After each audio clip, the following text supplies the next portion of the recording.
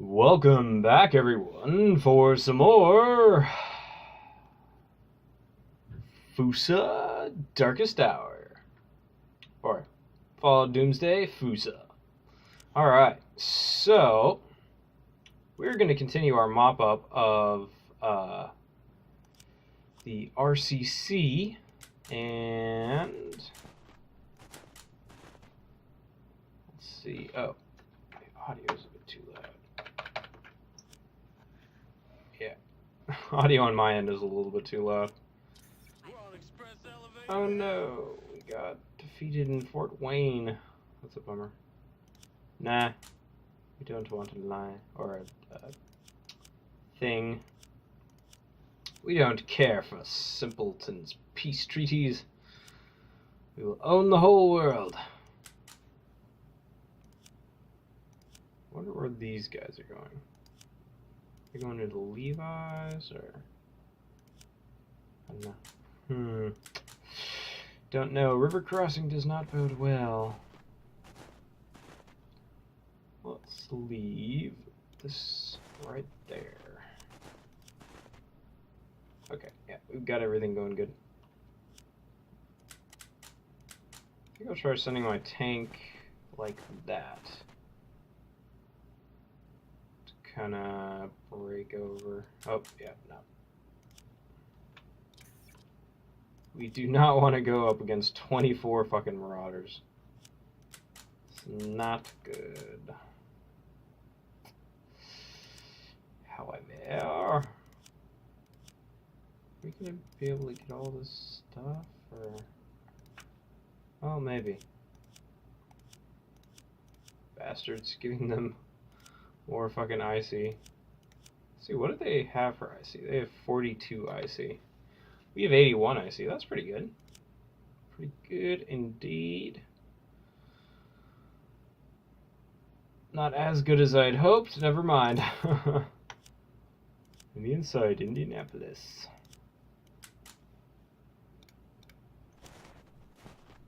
Let's go back into Fort Wayne. Can I actually use my, God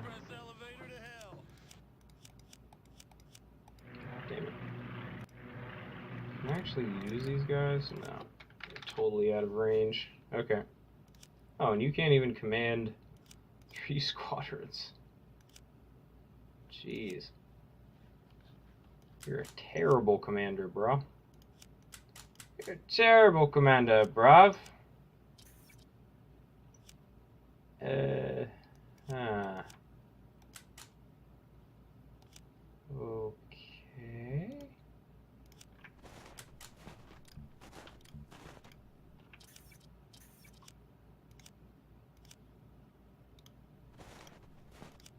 Let's all attack up there now. Really? Got defeated in Fort Wayne? God, you guys are not very good. Very bad. Okay, so, oh, I think we've actually trapped these guys.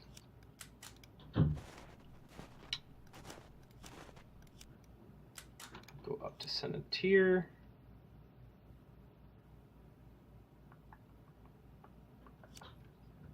Yeah, send a tier should be good.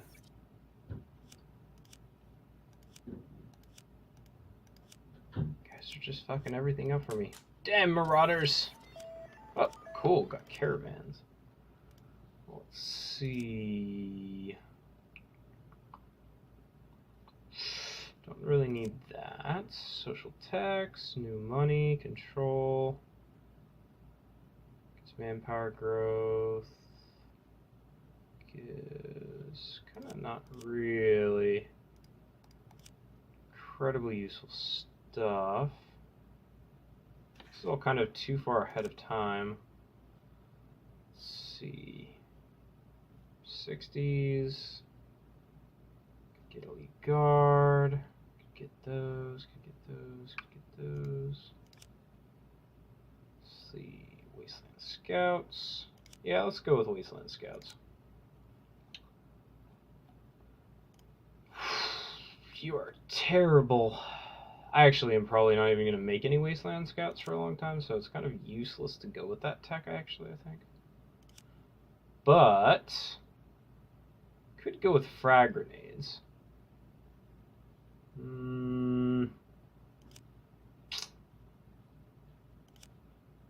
Yeah, maybe that's the best idea.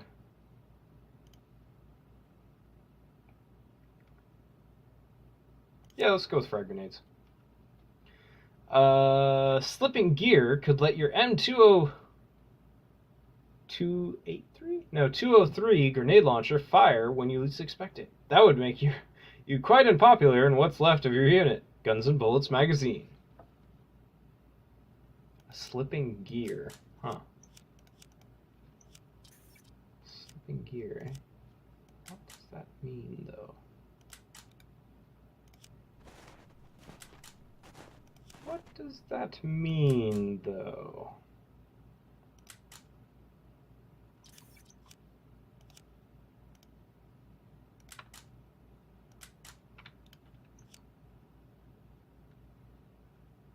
Come on, boys. You can do this. Good job. You won it. Taking it back.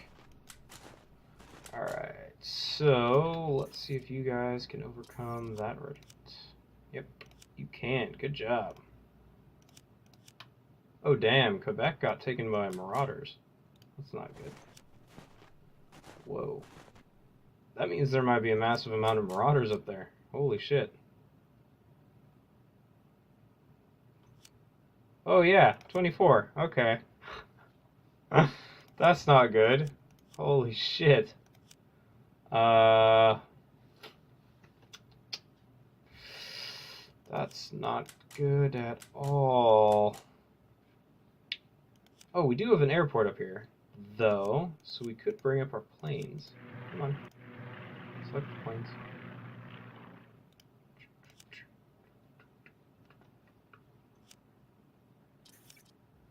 Alright, that's our first Air Force. Oh, goodness. This is going to be a bit of a longer campaign than what I had wanted. Oh, well.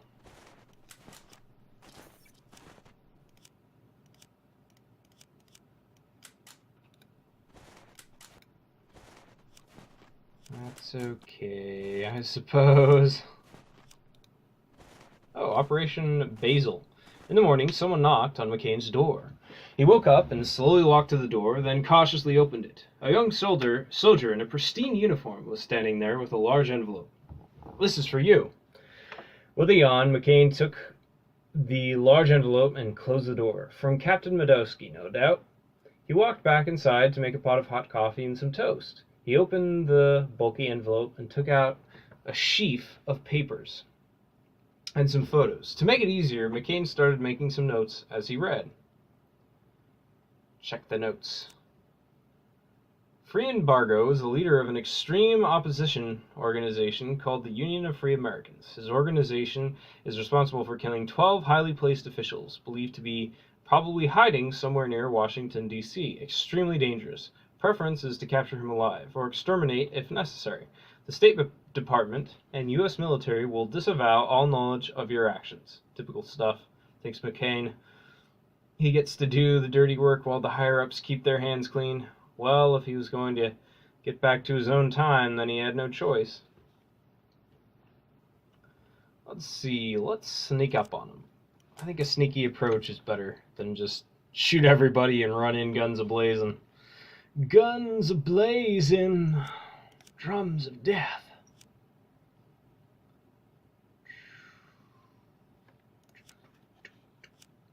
Okay, so let's see here. Support attack. There.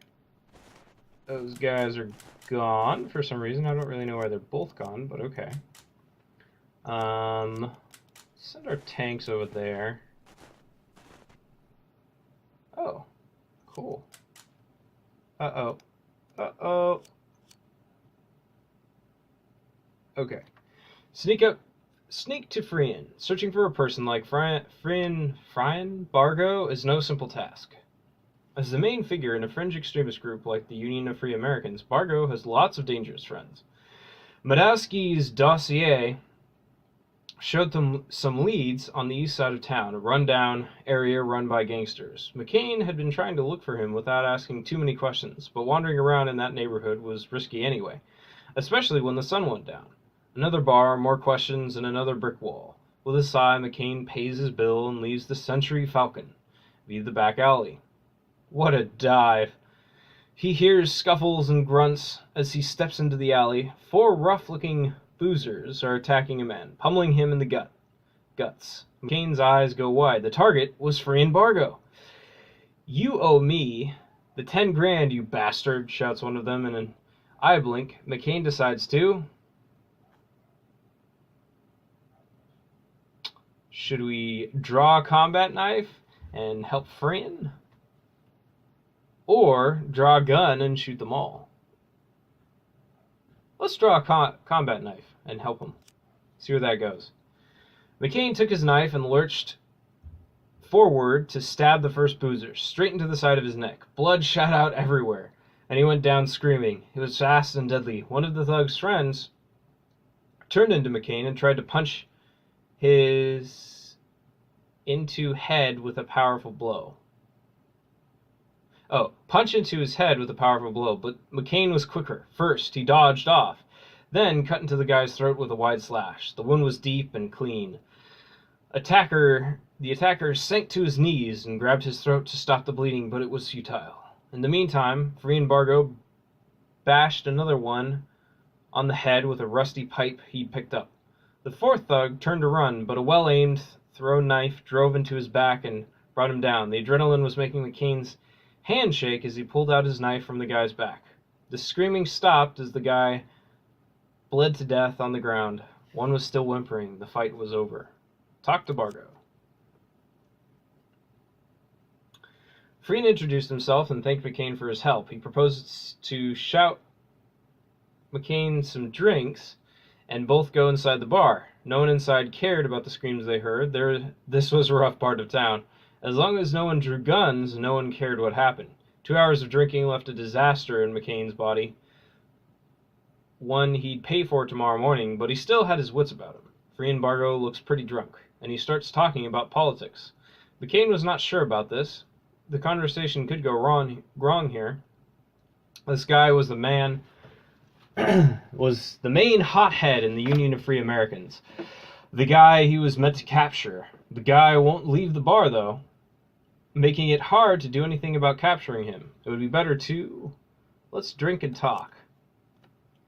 Another few drinks and a few attempts to get him to come with McCain lead to nothing. McCain wanted to take him to the nearest guard post. The booze was flowing, and the talk was of 2 drunk men about politicians. No useful information. Bargo would not be drawn about anything substantial on the Union of Free Americans. McCain's head started to get heavy, and the world was spinning around. Enough time to leave the guy. He would try and get him later by coming back to the bar another night with some agents outside to capture him. Go home. Outside, as McCain walks outside, Frian runs after him and asks him for one more moment. He's written an address on a small piece of paper and asked McCain to come there tomorrow evening. The wheels are turning in McCain's head. After his earlier fight in the booze, since he might not be a match for Bargo to capture him right now, he takes the piece of paper and turns away with a wave. I'll be there. Go home. Alright, so let's see. Let's grab our planes and try to support this. Let's pull down organization to, let's say, like 30. See if we can get a little bit of damage done. Frian's base. McCain arrives at the designated address at 7 p.m. The building was like many others in the neighborhood. A large, half-collapsed pre-war factory. McCain knocks twice at the door. After some time, someone asks, "McCain?" "Yep." McCain gives the answer. The door opens and he enters the dilapidated building. McCain's keen eyes look around. He tries to remember as many details as possible. He gets led through the whole building to the stairs leading down by the rough-looking guy who let him in. 2 levels later, they enter a large hall. Freehan and almost 20 men are standing there waiting for him. They all look pretty blue-collar to him, or maybe gray-collar. Some look like they might have links to low-level gangs. Say hello. Freehan asks McCain to take a seat as he's going to make a speech. McCain wonders how this roughneck could string together a speech about anything, but sits down with the rest of the gathered men. For the first 20 minutes, it was regular shit talk. Government this and government that, always the big conspiracy theory. But later it started to get more interesting. Freehan talked about a specific government conspiracy that would lead to all citizens being turned into mind-controlled slaves. The more he talked and the more excited the people got, 2 hours later, and it was all finished. They had waved their Free America banner around, and there was lots of excited shouting. Saps, he muttered under his breath. When they've drawn away, Freehan walks up to McCain. He wants to talk to McCain. Listen to him. Chit-chat. McCain, you look like an honest guy, starts Freehan. I think you want what's best for our country, don't you? Am I right? McCain nods. Tell me then, could you fight for your country? And I'm not talking about those cultists, muties, Canadians, and other ugly shit. What I'm talking is right here, inside our beloved country. These government pigs, he spits. They're ruining everything. We have to stop them. Are you with us? Let's accept. I knew it, Freehan said. It's in your eyes. So there will be an action tomorrow evening. Come back in the morning and I'll tell you all the details. We will fight for our country. You, me, and the rest of us. He points at the group who are leaving. We will make this country better. Our deeds will be remembered for a long time. So go and rest, my friend. Tomorrow we will triumph. Looks like this guy can string together a few sentences after all. Amazing what some patriotism can bring out in people. The Slavs in this secret meeting hall would be lucky to have anything larger in their lives than scrambling for the next meal, the next shot of rotgut, or money for some hookers. Sure, for the US of A. Oh, whoa. It's going fast. I need to pull down the speed a little bit. Jeez. Alright. McCain shows up for the meeting as mentioned. He briefed Madowski first, and there are agents outside. Not enough for a major firefight, but enough to watch what happens. McCain gets inside, and Bargo is up there on his soapbox again. Sheesh, what a nutjob.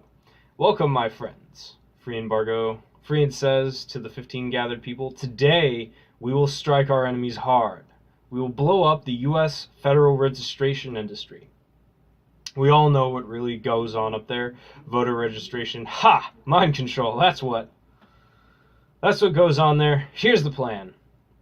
Freehan starts to talk how they will get into the building and how they will deal with the guards, what everybody will do and how they will evacuate. Looks like distributing leaflets and agitating the people ain't good enough for them anymore. The plan looks pretty well laid out. McCain needs to inform Madowski's agents where they are heading and their plans. So, brothers, we move out at 1 a.m. Are you with me? Let's try to sneak out. He tried, but McCain could not leave the building. People in the group had a clear view of the only entrance. He wandered upstairs to the second floor, muttering about stretching his legs, and found a window with a good view. A view of one of the agents that must be watching. He spotted the guy down on the street. When both were sure that nobody else was looking, McCain breathed on the open window and started to draw letters on it. The agent wandered nearer, pretending he was a drunk, and looked up. FedReg. Good thing that everyone in military intelligence knows how to read these days. Continue. Entering FedReg, the group reaches the building. The forward scouts don't raise any alarms, so the group starts to sneak inside through the parking lot. McCain's heart is racing. How is he going to stop this madness? Then the cannonade starts. Rounds are flying everywhere, smacking into the terrorists as they try to force open the side door. McCain hits the deck instinctively, lucky he was hanging back from the main group. Blood sprays across his head as he tastes gravel in his mouth. The shooting and the screams are deafening. The whole car park is surrounded by U.S. Army in covered positions. 2 ABCs come out around the corner and crash through the chain link fence. Their 50 cal MGs menacing in the night. Free Embargo tries to reach into the sack of plastic explosives he was carrying. The army snipers are too good for him. His head literally explodes in a shower of brain material. Blood and bone fragments. The few terrorists left alive are lying flat with arms out, screaming, "We surrender! We surrender!" It's all over. What a mess. Operation Basil accomplished, not Brazil. The mission was successfully finished. Unfortunately, Free Embargo was killed and not captured, but to be honest, he deserved that. McCain felt he had won some recognition, and even Captain Madowski seemed impressed with his work. The good captain promised him some free time, booze, money, hookers if he wanted. A big grin split his tired face as he thought of that last one. McCain almost got a personal message from the chairman of the Joint, or also got a personal message from the chairman of the Joint Chiefs. The guy who actually ran this vestige of the USA. Keep this up and you'll get the help you're after. Our researchers have some ideas that might help you. I wonder what the Union of Free Americans event will do. Probably just causes a bunch of revolts. That's usually what it does.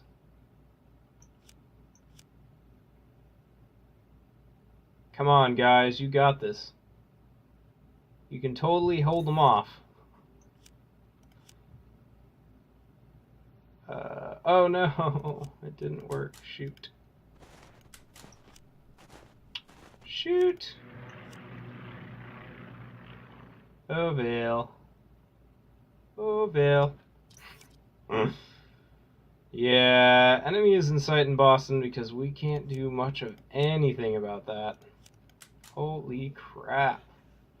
But it also doesn't look like these guys are necessarily going to be able to do much about it either.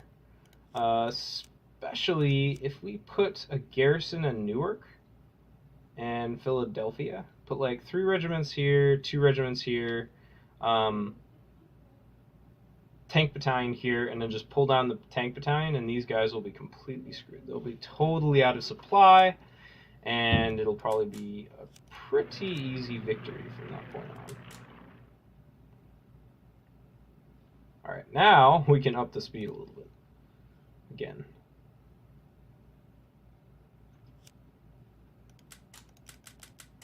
Alright, cool. Let's just move these guys back. Maybe they can get back there before... Nope. Nope, definitely not. Alright, you go to Quebec. Get back. Are you recording? Yeah. Okay. We're on express elevator to hell. Alright. I think we're about to be pretty won with this war. Don't know for sure. Should get the planes and keep them on bombing though. Because that's definitely going to be a good idea. For sure.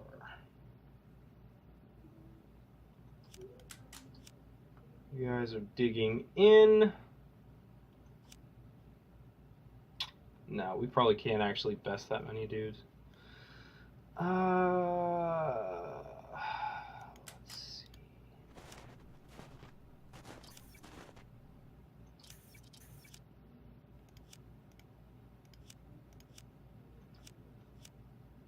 Never mind, let's just leave our armored there and take 1 light infantry division north.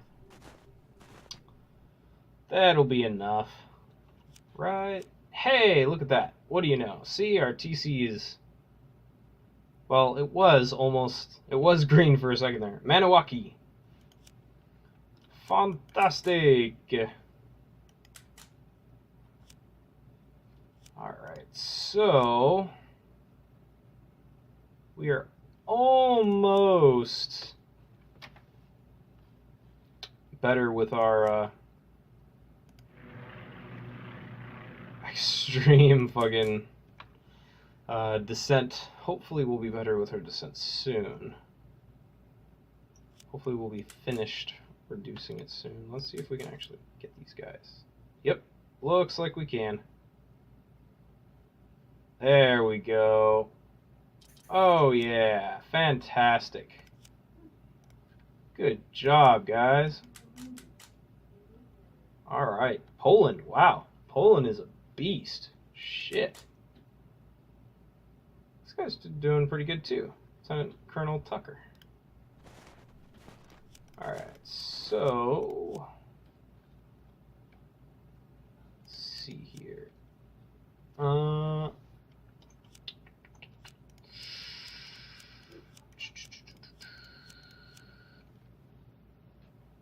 Alright, since we bested 22 regiments,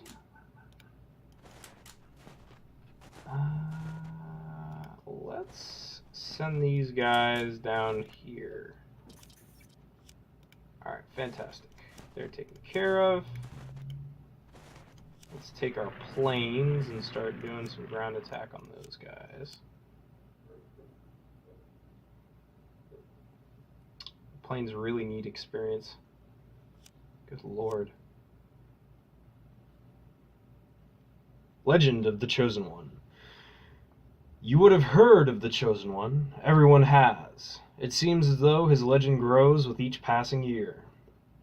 A few generations ago, someone called the Vault Dweller defeated the Master, who was plotting to take over the Wastelands with his army of super mutants. His daughter runs what is now New Arroyo, and his grandson is the Chosen One, who again saved the Wastelands from the diabolical plans of the Enclave. What a family, eh? The stories about the Chosen One just seem to grow every year. He is beyond any level of reality now. A figure of epic myth. He apparently disappeared from New Arroyo a while ago. Of course, that only adds to the mystique and fuels his legend.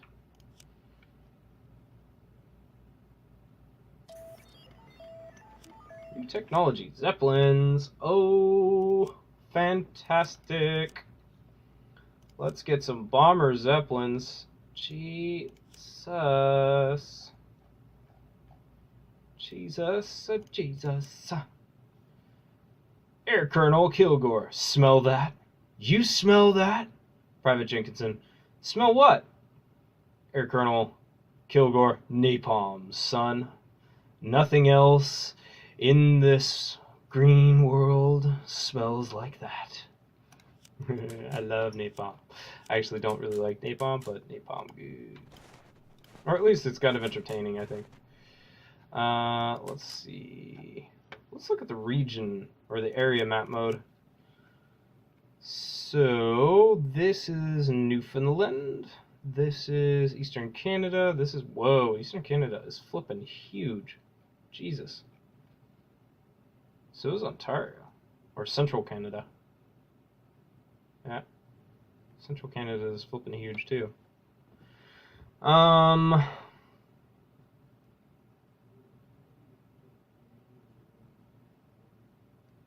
wait, no. This is Manitoba, Ontario, and Quebec. Okay, Quebec is huge. Ontario is huge. Manitoba is a little bit more realistically sized.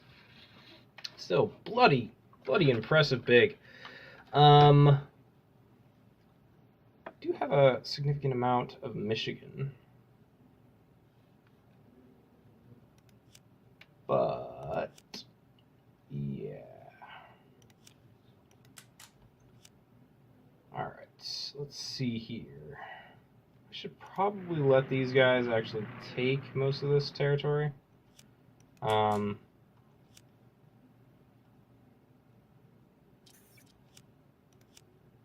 I mean, site, Worcester, yeah, well, can't really do much about it at this point. There are a bunch of marauders around here, jeez. Let's see, Bangor. Oh, damn. 33, holy shit. That's a lot. Holy shit. Get out of there. Good God. Okay. Wow. Let's see. Let's grab you guys and just ground attack there. Constantly pounding those guys. Let's move you guys. Actually, let's move one of you guys up here. One there, and then...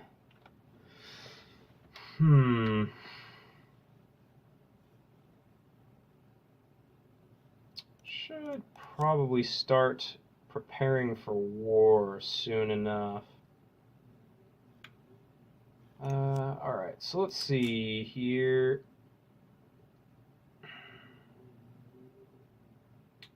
That needs artillery. 1 artillery, 2 artilleries, 3 artilleries. Well,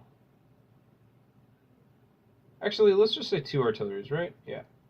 3, 4, 5, 6. Yeah. 6 artilleries, okay. Alright, let's build 6 artilleries.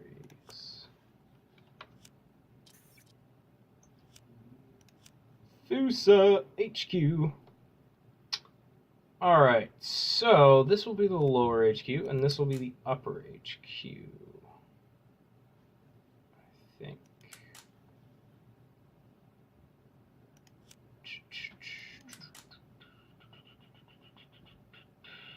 So, actually, at this point, I mean, we could just totally pull all of our troops out. Because there probably isn't really much reward from continuing on down here. And declaring war on the Broken Cathedral would probably be the best idea, considering they're kind of broken up. You know, they have troops all over the various places. So yeah, let's say that that's going to be the best idea. Screw this, we don't really need all this territory. Let's put this guy down here, and this guy down here. And we'll put this guy down here. Just so we have 4 regiments. And we will shove all these guys over here. Okay, and then, nope. So you never want your troops to walk through these because they, while they do give you military access, the other thing is that they also generally always make your troops out of supply. So let's say you have an HQ go through there, they're not going to have any rare materials, which means that they're going to slow down to a bloody crawl. So you're basically going to be completely unable to do anything against them at that point. So let's send these guys, set these guys to none. I know this is beyond your range, but I'm trying to get you to actually rebase to DC. You bastards. You bastards. Alright. So, have all of our troops walking back. Alright, cool. Oh shit. You guys are going through the fucking... God damn it. It's literally going to take you like 3 times as long to do that.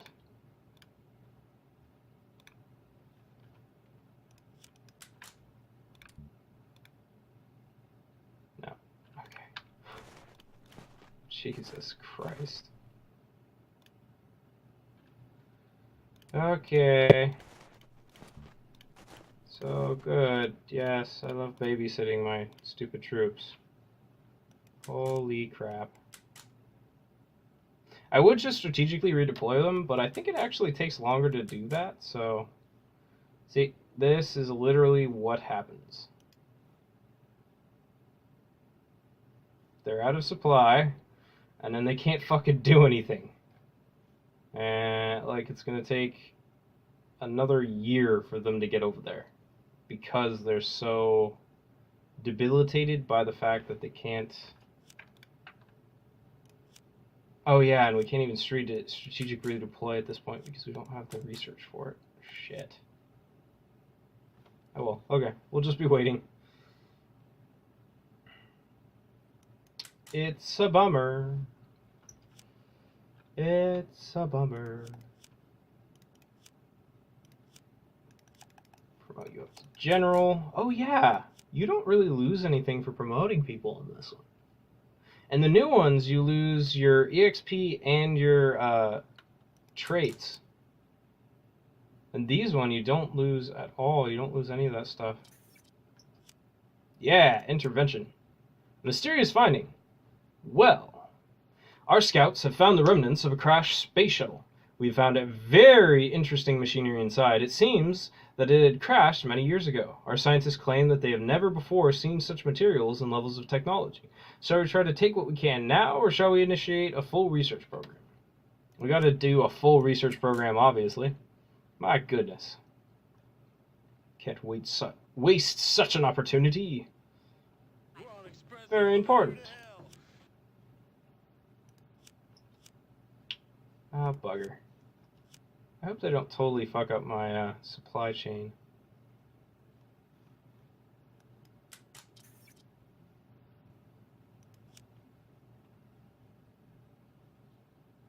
Do. You are taking a massive amount of time to get down there, aren't you? I think it would be better to just send you over there. To be perfectly honest. Because I think it's going to make more sense for you to simply go over there.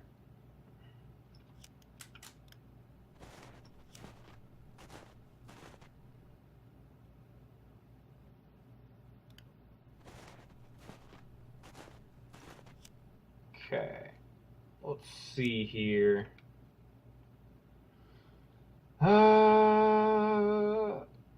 Ogdensburg. Let's see, what time are we at? Oh, wow, we're already at 37. Alright, so, yeah, this episode is concluded. Tell me what you think. Like, comment, subscribe, dislike, you know. Let me know what you guys are all thinking, and if there's any way that I can improve, anything that I can do to make it more interesting, make you more happy. Yeah, thanks for joining me, and have a wonderful, wonderful day.